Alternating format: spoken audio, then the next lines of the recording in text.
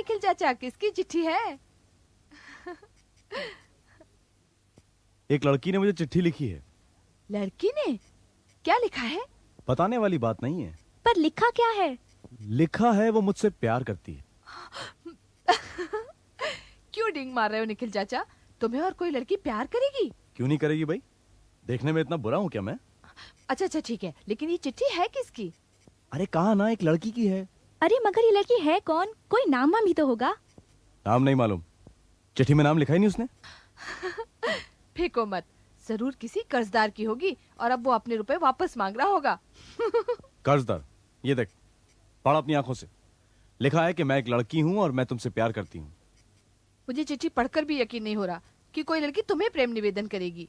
मुझे तो लगता है कि लड़की तुम्हें उल्लू बना रही है। चल चल तू जा, तू ये सब नहीं समझेगी। ये बड़ा गूढ़ और गंभीर मामला है। प्यार का जन्म स्वर्ग में होता है, सुना है कभी तूने? हमें नहीं सुनना, चल। सनत भैया, गजब हो गया। क्या हुआ फिर? पेचिश?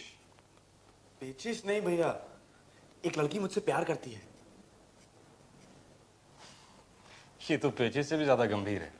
बेवकूफ, बंगाल में ऐसी कोई लड़की नहीं तुझसे प्यार करेगी। क्या बात है बेनी माधव? उठो उठो। हाँ, आज फिर पेट में दर्द हो रहा है? उठो उठो उठो। यार क्या बताओ डॉक्टर सेन, आज सुबह करीब 5 बजे इतनी जोर से पेट में दर्द उठा, मैं चीख उठा। मेघराज को बुलाया, आपने दी हुई पहली दवा ली, कुछ आराम नहीं हुआ। अभी भी कभी कभी तेज मरोड़ आ रहे हैं। क्या बात है, क्या हो सकता है? 1 महीने पहले भी ऐसे हुआ था, क्या है? खाना क्या कर रहे हो? खाना पहले लड़की खाना बना के देती थी। पिछली बार जब दर्द हुआ तब उसका खाना बंद किया। अब बहू खाना बना के देती है। नहीं, दोनों के चूल्हे अलग अलग है। तो ये मुझे क्या क्या हो सकता है डॉक्टर? बात क्या है? क्या हो सकता है? यानी एलर्जी हो सकती है। हाँ। या बदहजमी हो सकती है। हाँ। या एक गिलास पानी ले आना। या क्या डॉक्टर? ये क्या? या जहर का असर हो सकता है। तुम मेरे नर्सिंग होम में एडमिट हो जाओ, इलाज और खाना दोनों बराबर मिलेगा। नहीं नहीं, अस्पताल नर्सिंग होम में जाऊंगा तो वापस नहीं आऊंगा। नहीं नहीं, यहाँ ही ठीक है, बस बस अस्पताल में। तुम्हारा गलत ख्याल है। खैर, ये दवाइयाँ मंगवा लो। सुबह दोपहर शाम एक एक गोली ले लेना, ठीक हो जाओगे। और हाँ, आज और कल सिर्फ दही खाना। सिर्फ दही? और कुछ नहीं। जरूरत पड़ने पर मुझे इत्तला कर देना। मैं चलता हूँ। डॉक्टर, एक नहीं 2 बार ऐसा हुआ है। लड़का और लड़की इसी ताक में है कि मैं कब मरूंगा।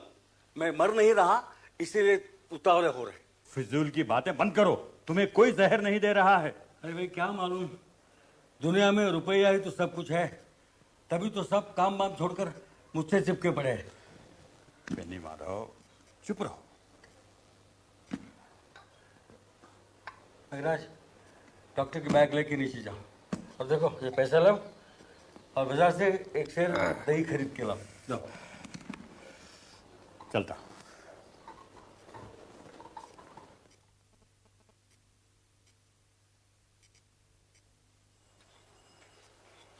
पिताजी, बहू, खाना वापस ले जाओ। आज से अपने खाने का इंतजाम मैं खुद ही करूंगा। क्यों पिताजी? अरे, आज सुबह इतनी जोर से पेट में दर्द उठा कि डॉक्टर बुलाना पड़ा। अभी अभी डॉक्टर दवा दे के गए। पता नहीं तुम लोग क्या बनाते हो। हैं? ले जाओ खाना, दही खाकर ही रहूंगा।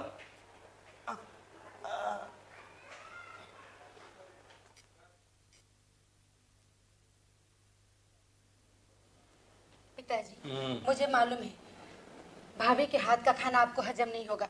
आज से मैं आपके लिए खाना बना के लाऊंगी। नहीं, जाओ यहां से। मेघराज,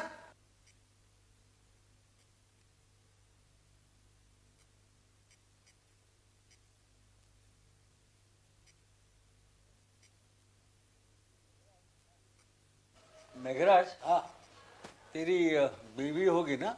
जी। हाँ, बाल बच्चे? बाल बच्चे नहीं है। नहीं है। अच्छा, अब तेरी औरत तो खाना पकाना जानती होगी ना? जानती है बाबूजी।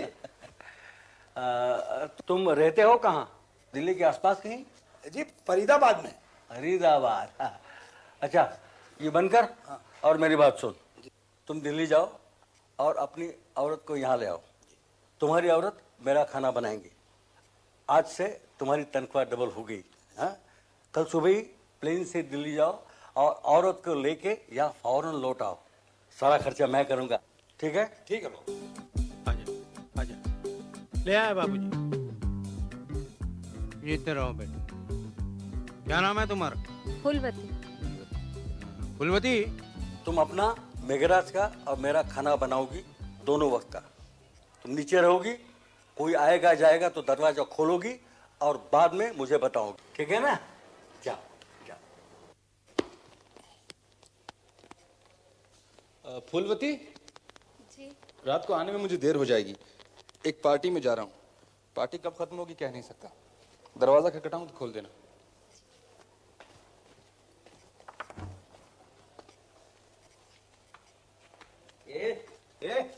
दरवाजा क्यों बंद कर रही है? मुझे नहीं पहचानती? तू मेघराज की औरत है ना? जी। मुझे पहचान के रख। मेरा नाम मकरंद है। मैं कभी भी इस घर में आ जा सकता हूँ। मेरे लिए इस घर के दरवाजे हमेशा खुले रखने चाहिए, समझी?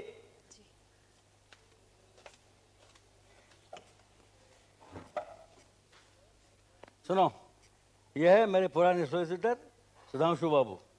सुधांशु, यह है मेरी बेटी गायत्री, इसका पति गंगाधर, इनकी बेटी झिल्ली, और ये बैठा है मेरा लड़का अजय, उसकी पत्नी आरती और उनका उजड्ड बेटा मकरन।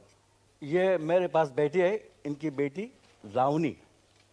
यही मेरा पूरा परिवार है। नीचे दो लड़के रहते हैं, सनत और निखिल, वो मेरे मामा के तरफ से रिश्तेदार है। तुम सब लोगों को यहाँ बुलाया गया है क्योंकि मैं अपनी वसीयत बनाना चाहता हूँ। मेरी मौत के बाद मेरे नगद रुपए किसी को भी नहीं मिलेंगे। अब तक जो कुछ हर महीने मिलता है वो भी मिलता रहेगा। जब तक तुम लोग जिंदा हो तब तक ये मकान है तुम्हारे रहने के लिए, लेकिन इसे कोई बेच नहीं सकते। लावनी और झिल्ली के लिए मैंने बीमा कर रखा है। 21 साल होने पर दोनों को 50-50 हजार मिल जाएंगे। इन दोनों की शादी मैं करवा दूंगा। तुम लोगों को चिंता करने की जरूरत नहीं। लावनी के लिए एक अच्छा सा लड़का देख रखा है, मिलिट्री में लेफ्टिनेंट है। हाँ, झिल्ली के लिए अब तक कोई नजर नहीं आ रहा है, लेकिन मिलते ही दोनों की शादी एक साथ करवा दूंगा। मकरन के लिए भी मैंने 50 हजार अलग रखे हैं। उसकी पढ़ाई का खर्चा भी मैं करने को तैयार हूं, लेकिन उसकी कॉलेज से रिपोर्ट मिलती रहती है कि वो कॉलेज नहीं जाता, दंगा फसाद करता रहता है। अगर यही रवैया रहा तो मैं उसको भी कुछ नहीं दूंगा। मुझे कुछ नहीं चाहिए, मैं थूकता हूँ आपके रुपयों पर। देखा देखा बदमाश को, तुमने यही शिक्षा दिया बेटे को। पिताजी आप परेशान मत होइए, मैं समझा दूंगा। ये उम्र ही ऐसी है पिताजी। तुम क्या खाक समझाओगे? घर में कभी रहते भी हो? कहूँगा तुम्हें तो खुश होना चाहिए। जी आपकी धन संपत्ति है, जैसे ठीक समझे करें, हम क्या कह सकते हैं। वैसे रुपए की कीमत तो घटती जा रही। नहीं पिताजी, आपकी समझ में जो आए वही आप कीजिए, हम आपके साथ हैं। क्या वसीयत में दस्तखत हो गए हैं? मैं परसों वसीयतनामा बनाकर ले आऊंगा, तभी ये दस्तखत कर देंगे। 2 गवाह भी साथ ले आऊंगा। हाँ हाँ, एक बात और बता देता हूँ। वसीयत में एक शर्त होगी, अगर मेरी मौत कुदरतन न हो, मतलब जहर देकर या किसी और तरीके से मैं मार डाला गया, तो किसी को एक पैसा भी नहीं मिलेगा। सारी संपत्ति कलकत्ता यूनिवर्सिटी को दी जाएगी, समझे? अच्छा, मैं परसों आता हूँ, इसी वक्त वसीयतनामा बनाकर लाऊंगा। ठीक है, चलिए। बेबी जी, कहाँ जा रही हो? चुप, आहिस्ता बोल। हम सिनेमा देखने जा रहे हैं। ये कौन है? ये मुझे नाच सिखाता है। ये नाच का सिनेमा है, इसीलिए साथ जा रहे हैं। चलो। इस लड़के से ही मेरी शादी होने वाली है। हम रात को बाहर गए थे, ऊपर दद्दू से मत बताना।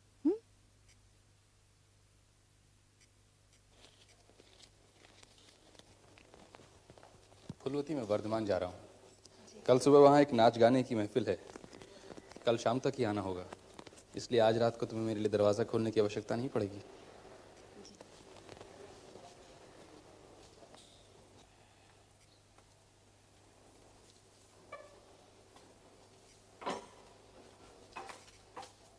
दरवाजा बंद कर दे। रात को अगर कोई आए और मेरे बारे में पूछे तो कहना कि मैं नहीं हूं।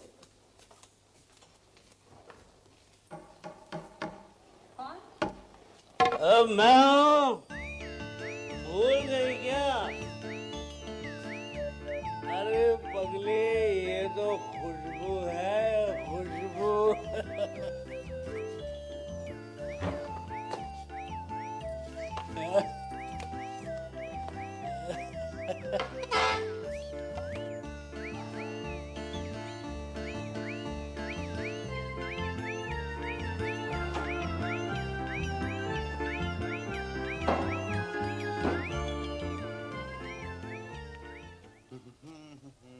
भाई अब तुम्हारा काम शुरू, हमारा खत्म। अब हम दिन भर सोएंगे। नाइट ड्यूटी खत्म, सुप्रभात।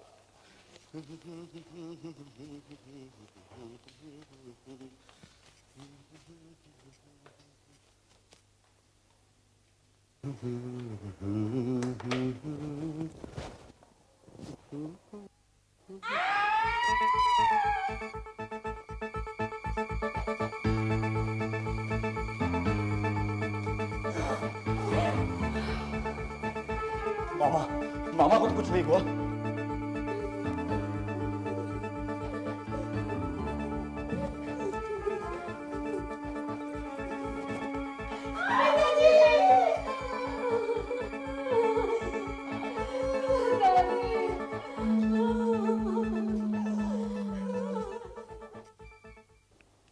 मतलब बेनी संहार।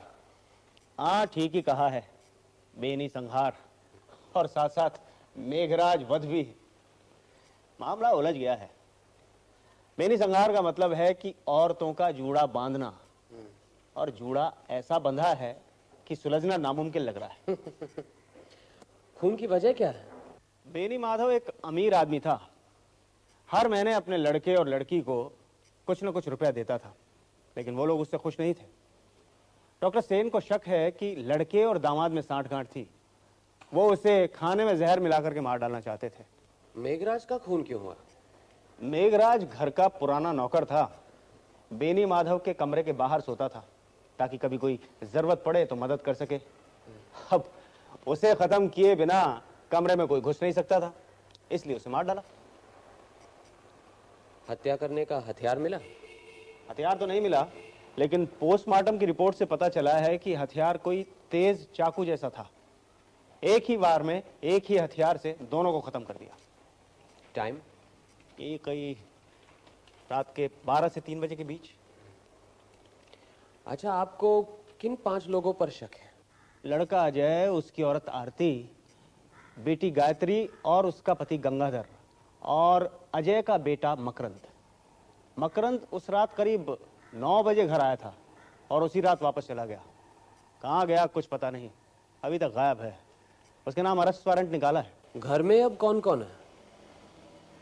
अजय, आरती, गंगाधर, गायत्री, झिल्ली, निखिल राय, सनत गांगुली और मेघराज की विधवा फूलवती।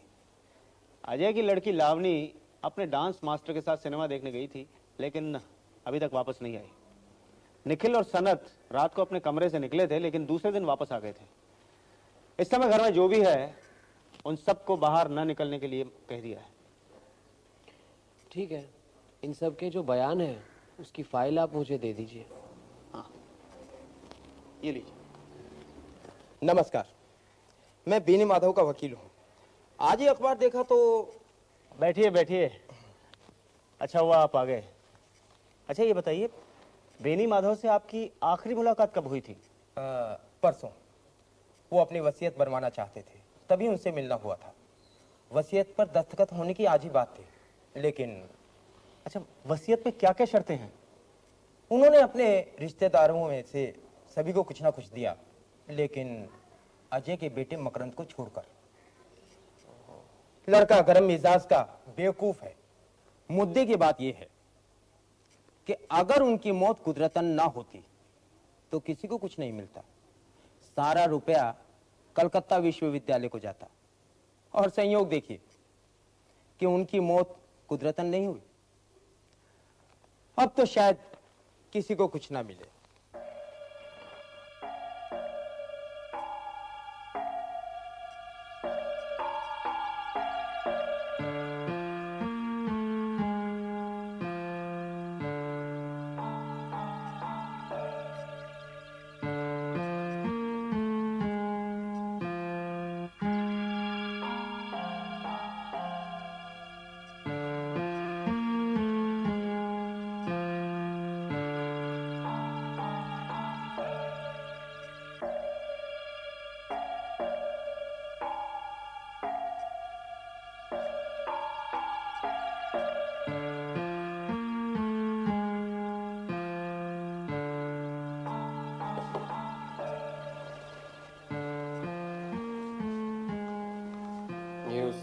खोल कर देखा था आपने? नहीं तो, लेकिन बेनी माधव खुद दाढ़ी नहीं बनाता था, मेघराज रोज सुबह उसकी दाढ़ी बनाता था।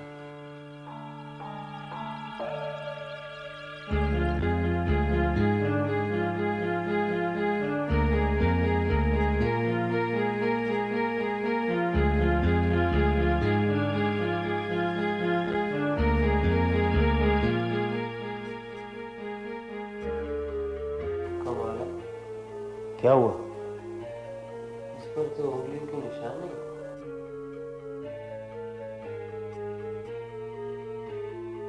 इसे मैं अपने साथ ले जा रहा हूँ। आइए आइए व्योमकेश बाबू, आइए। कहिए, दाढ़ी कैसी बनी? कुछ जमी नहीं, उस तरह में धारी नहीं थी। अच्छा अच्छा, बयान पढ़े? पढ़ तो लिए, बस फूलवती से 2-1 सवाल और करने हैं। अच्छा सर, रेस के मैदान में खूब तेजी से ये बाजी लगा रहा था, इसके जेब में से ये सब 5 और 10 के नोट निकले सर। तुम्हारा नाम मकरंद चक्रवर्ती है? ये रुपए कहां से है? जिस रात तुम्हारे दद्दा का खून हुआ उस रात करीब 9 बजे तुम घर पर आए थे और आधी रात को चुपचाप वापस चले गए थे, क्या ये सच है? बिल्कुल झूठ, फूलवती ने झूठ बोला। अच्छा, फूलवती ने हमें बताया, ये तुम्हें कैसे पता चला?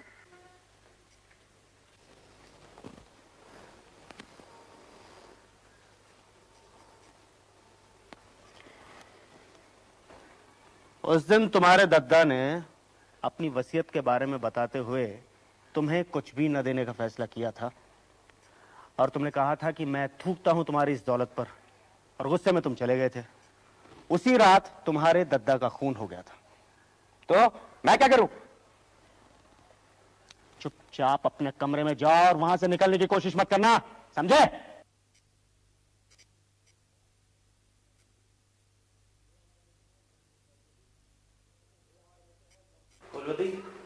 ये हमारे मित्र हैं व्योमकेश बाबू, तुमसे 2-4 सवाल पूछना चाहते हैं।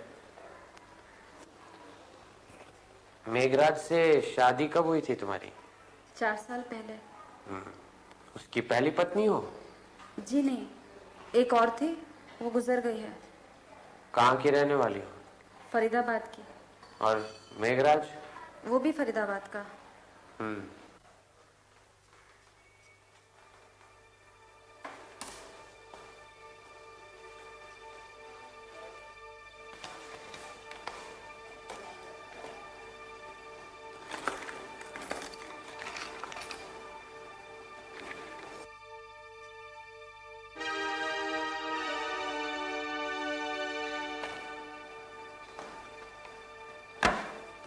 ये बक्सा आपका है? जी हाँ। चलिए दूसरों से भी मिल लेते हैं। लड़ाई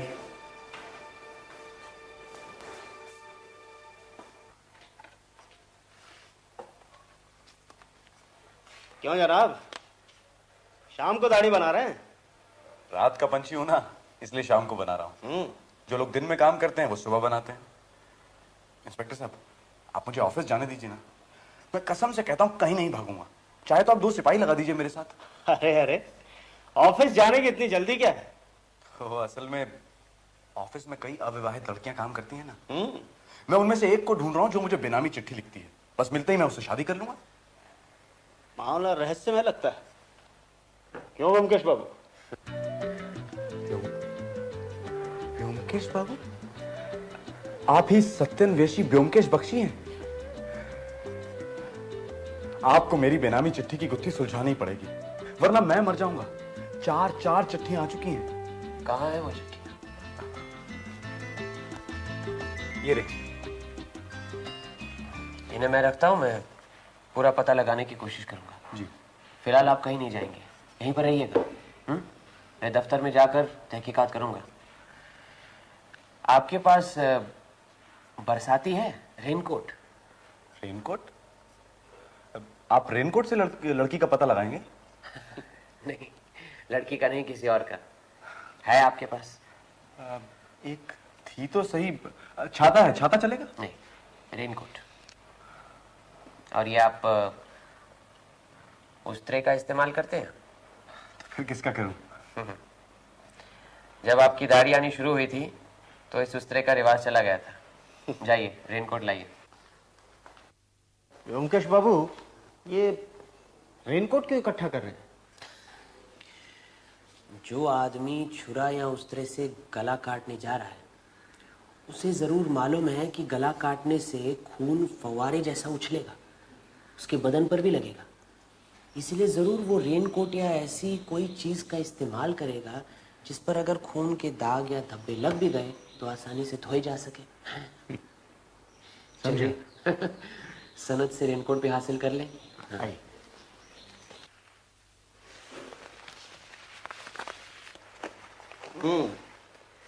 नया है ये रेनकोट, लिए जा रहा हूँ, 2 दिन के बाद वापस कर दूंगा। इसकी रसीद दिए देता हूँ। रसीद की क्या आवश्यकता है? आपका राज है, जो मन में आए कीजिए। आपके बयान में पढ़ा था कि जिस रात बेनी माधव का खून हुआ उस रात आप वर्धमान गए थे। कौन सी गाड़ी पकड़ी थी? आप कौन? ये ब्योमकेश बख्शी हैं, मशहूर सत्यन्वेषी। नाम सुना है, लेकिन मैं जासूसी कहानियां नहीं पढ़ता। क्या कह रहे थे आप उस रात वर्धमान गए थे, किस गाड़ी से? रात 10:30 की गाड़ी से। तो आपने अगले दिन 6 बजे की गाड़ी क्यों नहीं पकड़ी?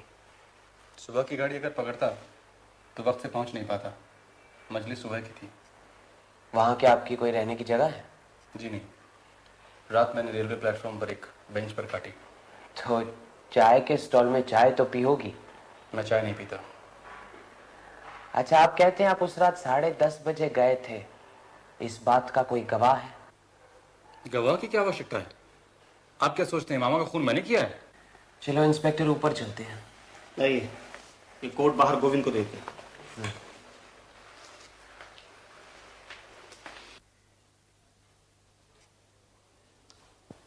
अजय बाबू, आपका लड़का मकरंद घर पर है तो सही, बुलाऊं उसको? नहीं नहीं, जरूरत नहीं। कॉलेज में पढ़ता है तो बारिश में रेनकोट का इस्तेमाल तो करता होगा। आप उसका रेनकोट दिखा दीजिए हमें। हाँ, 1.5-2 साल पहले इसको खरीद के दिया तो था, होना तो चाहिए। अरे मकरंद बेटा, वो बेटा अपना रेनकोट लाया, इनको दिखा। वो तो कब का फट गया, अब नहीं है। आपका अपना तो होगा? हाँ, मेरा तो होना चाहिए। अरे बेटा देख, अपनी माँ से पूछ, मेरा रेनकोट लेके आ, यहीं कहीं पड़ा होगा। सुनो, अपनी माँ और बहन का भी साथ लेते आना। अरे भाई, अब क्या चाहिए? ये हमारे साथी हैं ब्योमकेश बख्शी। साथी है तो मैं क्या करूं? आपको मालूम होना चाहिए कि हम आपको बेनी माधव बाबू की हत्या के जुर्म में गिरफ्तार भी कर सकते हैं। जी हाँ, मैंने कुछ नहीं किया, मुझे कुछ नहीं मालूम। मैं उन्हें इस दुनिया से हटा देने में आपका भी स्वार्थ है और अजय बाबू का भी, लेकिन वो लड़के हैं, आप दामाद, इसलिए ज्यादा शक आप पर है। आपके सर पर फांसी का फंदा लटक रहा है, इसलिए ज्यादा गर्मी मत दिखाइए। क्या जानना चाहते हैं आप? मुझसे पूछिए। आप बेनी माधव बाबू की बेटी है ना, गायत्री। आप तो जानती हैं कि वसीयत पर दस्तखत करने से पहले ही आपके पिताजी का खून हो गया, लेकिन इससे पहले कोई वसीयत थी या नहीं, इसके बारे में आपको क्या मालूम? मेरे ससुर बिना वसीयत बनाए ही गुजर गए थे, इंटरस्टेट। तुम चुप रहो जी। मेरे पिताजी की कोई वसीयत नहीं है और ये जो संपत्ति वो छोड़ कर गए हैं, नए कानून के मुताबिक उसका आधा हिस्सा मेरा होता है। लेकिन हो सकता है कि वो सारी संपत्ति आपके भाई अजय के नाम छोड़ गए हैं और आपके लिए सिर्फ कुछ माहवारी का इंतजाम किया हो। मेरे पिताजी ऐसा कभी नहीं कर सकते। वो भैया से ज्यादा मुझे प्यार करते थे। नहीं, लेकिन उनके भांजे भी तो है ना, निखिल और सनत।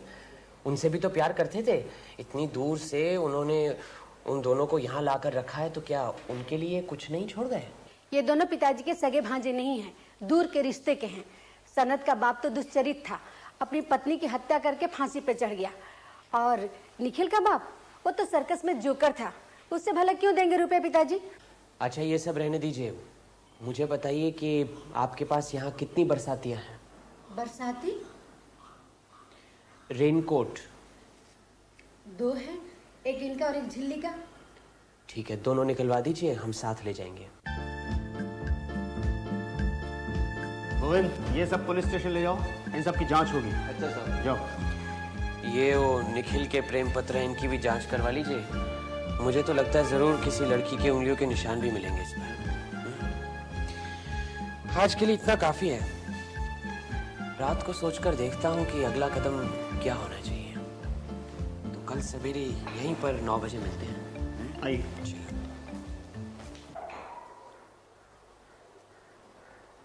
आइए आइए ब्योमकेश बाबू, आइए। मैं आप ही का इंतजार कर रहा था। क्या हुआ? सुबह सुबह यहाँ पहुंचा तो मुझे फूलवती ने बताया कि उसके कमरे से उसके साज श्रृंगार का बक्सा चोरी हो गया।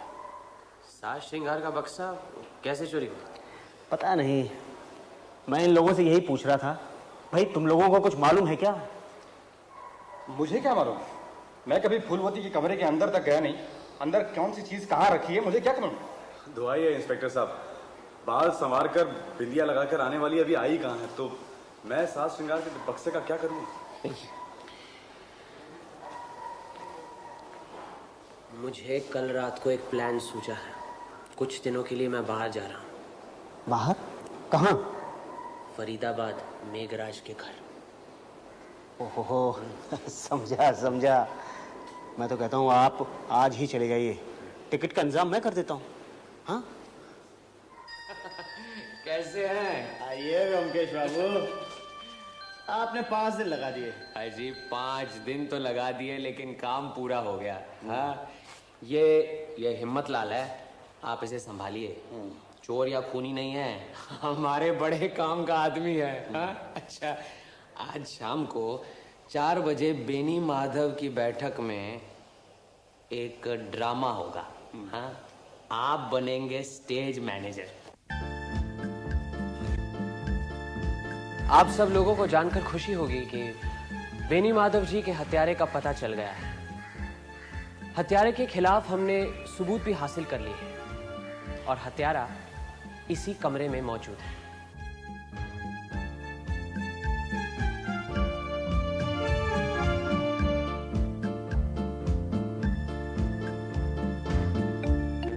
जब मैं छानबीन करने के लिए बेनी माधव जी के कमरे में गया तो वहां मुझे एक उस्तरा मिला, लंबा पुराने किस्म का, जिससे कि मेघराज रोज सवेरे बेनी माधव जी की दाढ़ी बनाता था। जब मैंने उसे करीब से देखा तो ऐसा लगा कि उस पर तो किसी की उंगलियों के निशान नहीं है।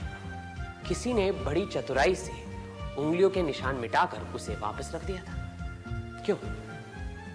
मुझे शक हुआ। मैं उसे घर ले गया। उससे दाढ़ी बनवानी चाहिए, लेकिन उसकी तो धार ही उतर गई थी। दाढ़ी क्या, उससे तो पेंसिल भी नहीं बनवा सकते थे।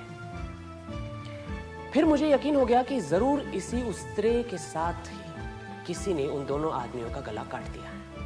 लेकिन अब सवाल ये उठता है कि उस्तरा था कमरे के अंदर और खूनी आया कमरे के बाहर से, तो फिर कमरे में घुसने से पहले उसने उस्तरा हासिल कैसे किया? किसी ने जरूर उसे बाहर निकाला होगा। किसने निकाला? उसी दिन मेघराज ने सवेरे बेनी माधव जी की दाढ़ी बनाई थी और बेनी माधव जी के कमरे में सिर्फ 2 लोग जाते थे, एक तो मेघराज और एक फूलवती। भला मेघराज अपना गला काटने के लिए उस्तरा क्यों चोरी करेगा? तो बचा कौन?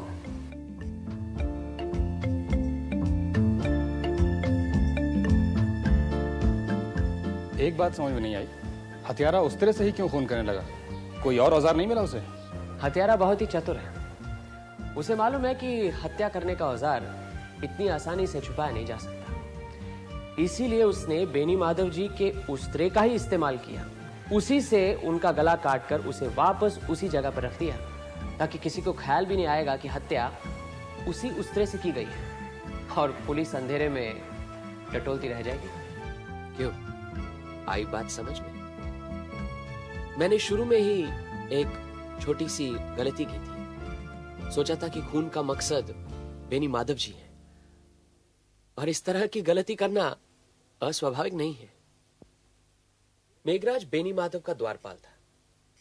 जो भी कोई बेनी माधव का खून करना चाहता था, वो बिना मेघराज का खून किए कमरे में घुस नहीं सकता था। इसीलिए उसने मेघराज को मारा।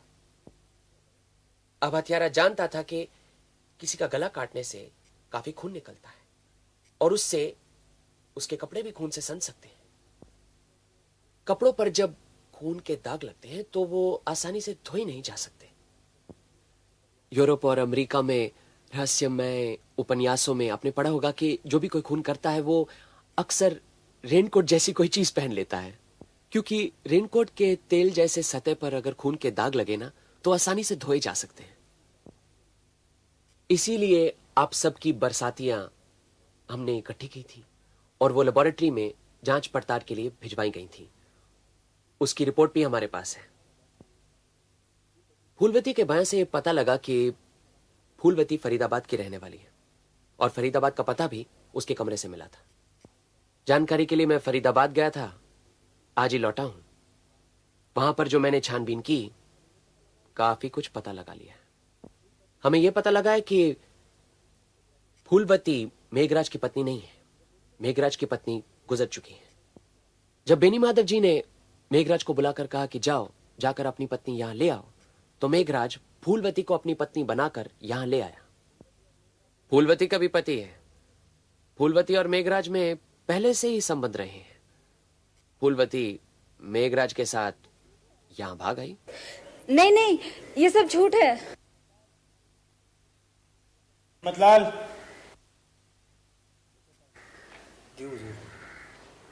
इसे पहचानती हो?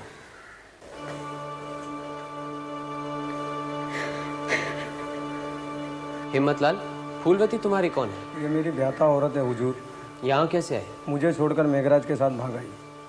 ठीक है, जाओ तुम। इस सारी खुराफात की जड़ फूलवती है। अपने पति को छोड़कर मेघराज के साथ यहाँ चली आई और यहाँ आकर एक दूसरे मर्द को अपने मोहजाल में फंसाया। लेकिन मेघराज सख्त किस्म का आदमी था। अगर उसे फूलवती के प्रेम के बारे में पता चलता तो शायद उसे ठंडा कर देता। इसीलिए मेघराज को रास्ते से हटाना बहुत जरूरी था। लेकिन मेघराज का खून करने से पकड़े जाने का डर था। इसीलिए मेघराज के साथ साथ बेनी माधव का खून करके पुलिस की आंखों में धूल झोंकने की साजिश थी। अब सवाल यह उठता है कि क्या फूलवती अपने हाथों से इन दोनों आदमियों का गला काट सकती थी? अक्सर छुरा, तलवार, उस्तरा औरतों के हथियार नहीं माने जाते। इसका मतलब है जरूर फूलवती का कोई मददगार था। फूलवती के कमरे में मैंने लकड़ी का एक साज श्रृंगार का बक्सा देखा। उस बक्से के अंदर आईने के साथ उसकी एक तस्वीर मिली जिसमें वो पलंग पर बैठकर हंस रही थी। दूसरे दिन सुना कि वो साज श्रृंगार का बक्सा चोरी हो गया है। असल में वो बक्सा हमने ही हटाया था। इंस्पेक्टर, वो बक्सा निकालेंगे?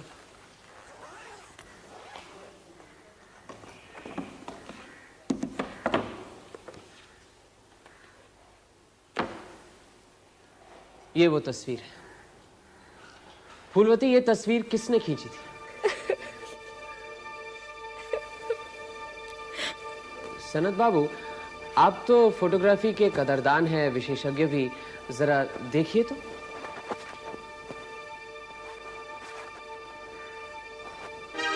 फूलवती की तस्वीर। हाँ हाँ, लेकिन अगर आप गौर से देखेंगे तो फूलवती को पलंग पर बिठाकर तस्वीर खींची गई है और उसके पीछे पलंग पर लकड़ी की खूबसूरत नक्काशी नजर आ रही है। किसका पलंग है, नहीं पहचानते? आप कहना क्या चाहते हैं? आपने रात को अपने कमरे में फूलवती को अपने पलंग पर बिठाकर फ्लैश से तस्वीर खींची थी। आप ही उसके गुप्त प्रेमी हैं। जब मेघराज बेनी माधव जी के कमरे के दरवाजे पर सोता था तो फूलवती आपके कमरे में जाती थी। उससे क्या साबित होता है? मामा का खून मैंने किया है। सारा दोष फूलवती को नहीं दूंगा। आप तो उसके प्यार में इतने पागल हैं कि दिमागी संतुलन खो बैठे हैं। मेघराज का खून करके उसे पाना चाहते थे। शायद ये सोचा होगा कि खून का मामला सब निपट जाए तो उसे लेकर कहीं भाग जाएंगे। मैंने खून नहीं किया है। आपकी रगों में खूनी का खून है। आपके पिता आपकी माँ का खून करके फांसी पर लटक गए थे। मैं आपसे कह रहा हूँ मैंने खून नहीं किया है। खून फूलवती ने किया है। नहीं नहीं नहीं, ये सब झूठ है। ये बिल्कुल ठीक कह रही है। इसने अपने हाथों से खून नहीं किया, खून किया है आपने। कोई सबूत है आपके पास?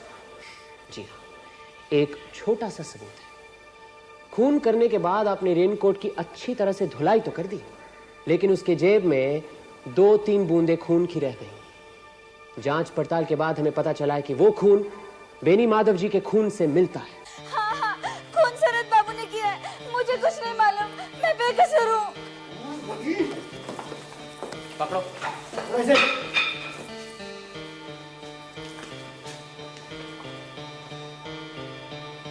फूलवती, तुम भी कसूरवार हो।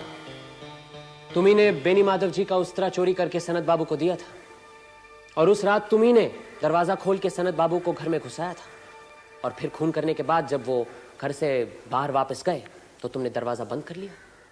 हो सकता है कि खून से सना हुआ रेनकोट तुम दोनों ने धोया हो।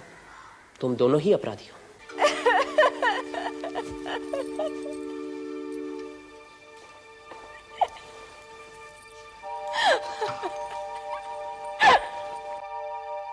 चलिए, मुझे इजाजत दीजिए। व्योमकेश बाबू, मेरा क्या होगा? चिट्ठी लिखने वाली कौन है, आपने बताया ही नहीं। अरे हाँ अच्छा, ये बताओ मुझे कि अगर मैंने तुम्हें बता दिया कि चिट्ठी लिखने वाली कौन है तो तुम क्या करोगे? क्या करूंगा? शादी करूंगा उससे, और क्या। व्योमकेश बाबू, लड़की चाहे लूली लंगड़ी बहरी कैसी भी हो, मैं उससे शादी कर लूंगा। तो बस समझ लो कि लड़की का पता चल गया। ए झिल्ली, इधर आ। ये रही तुम्हारी बेनामी चिट्ठियों की रचयिता। पकड़ो इसे। झिल्ली? झिल्ली मुझे चिट्ठियां लिखती थी? झिल्ली मुझसे प्यार करती है? पर व्योमकेश बाबू, झिल्ली तो मेरी भांजी है। अरे घबराओ मत, बड़ी समझदार लड़की है। हाँ? बिन सोचे समझे उसने अपना दिल नहीं दिया। जानता हूँ तुम्हारा मामा भांजी का रिश्ता है, लेकिन रिश्ता बहुत दूर का है। कानूनन शादी करने से कोई अड़चन नहीं है, समझे? कमाल की हैं आजकल की लड़कियां। इतने दिनों से नकेल डालकर घुमा रही थी मुझे। खैर, शादी हो जाए तो फिर मैं भी देख लूंगा। देखा क्या कह रहा है? लेकिन ब्योमकेश बाबू, चिट्ठी मैंने लिखी है, ये आपको कैसे पता चला? अरे बेवकूफ, सारी चिट्ठियों पर तो तुम्हारे उंगलियों के निशान थे, हैं? और फिर लिखाई भी तुम्हारी थी, है ना?